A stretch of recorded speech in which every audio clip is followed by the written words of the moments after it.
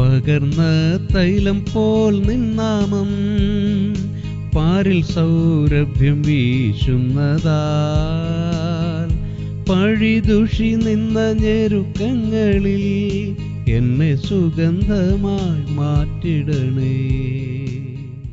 2 കൊരിന്ത്യർ 2:15 രക്ഷിക്കപ്പെടുന്നവരുടെ ഇടയിലും നശിക്കുന്നവരുടെ ഇടയിലും ഞങ്ങൾ ദൈവത്തിന് ക്രിസ്തുവിന്റെ സൗരഭ്യവാസനയാകുന്നു. ശരീരത്തിൽ സുഗന്ധം പൂശിയ ഒരു മനുഷ്യൻ ചെല്ലുന്നിടമെല്ലാം സുഗന്ധപൂരിതമാകുന്നു. പൗലോസ് അപ്പോസ്തലൻ അങ്ങനെയുള്ള ഒരാളായിരുന്നു. എന്നാൽ തന്നിലുണ്ടായിരുന്ന സുഗന്ധം ക്രിസ്തുവിന്റെ സൗരഭ്യവാസനയായിരുന്നു എന്ന് മാത്രം. ക്രിസ്തു ഉള്ളിൽ വസിക്കുന്ന ഒരു മനുഷ്യന്റെ ജീവിതത്തിന്റെ എല്ലാ മേഖലകളിലും ക്രിസ്തുവിന്റെ സുഗന്ധമുണ്ടായിരിക്കും. തന്റെ വാക്കുകളും പ്രവൃത്തികളും എല്ലാം മറ്റുള്ളവരിൽ സുഗന്ധം പടർത്തും. പ്രിയമുള്ളവരെ, ദുർഗന്ധം വമിക്കുന്ന ഈ ലോകത്തിൽ ആകർഷണീയമായ സൗരഭ്യവാസന ഉയരട്ടെ നമ്മുടെ ജീവിതങ്ങളിൽ നിന്നും. പ്രാർത്ഥിക്കാം. സ്വർഗീയ പിതാവേ, ക്രിസ്തുവിന്റെ സുഗന്ധവാഹികളായി ജീവിക്കുവാൻ അടിയങ്ങളെ സഹായിക്കണമേ. പാപത്തിൽ നിന്ന് അകന്നു മാറുവാനും വിശുദ്ധി സൂക്ഷിക്കുവാനും കൃപ നൽകണമേ. യേശു ക്രിസ്തുവിന്റെ ധന്യനാമത്തിൽ തന്നെ. ആമേൻ.